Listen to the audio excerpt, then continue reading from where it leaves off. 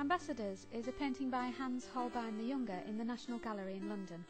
The sitters were both Frenchmen, and they were Jean de Dinteville on the left, who was ambassador to England in 1533, and Georges de Selve, Bishop of Lavaux, who visited him in London in April or May of that year.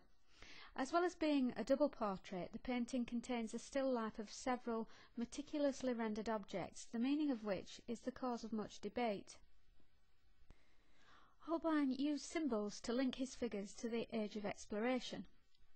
Among the clues to the figures' explorative associations are two globes, a sextant, an astrolabe, and the various rugs and textiles that are apparent in the picture. However, the most notable and famous of Holbein's symbols in the work is the skewed skull, which is placed in the bottom centre of the composition, and this is intended as what's called a memento mori, in other words a reminder that despite all the riches we may accumulate in life, eventually we all come to dust.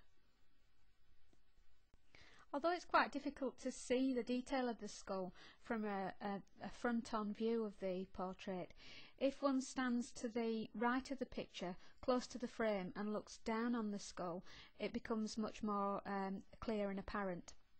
And it's thought that this picture was initially hung on the stairs so that as one walked down the stairs looking down onto the portrait, the skull would be very clear, and as one approached it would become more and more skewed until it wasn't really discernible as this object.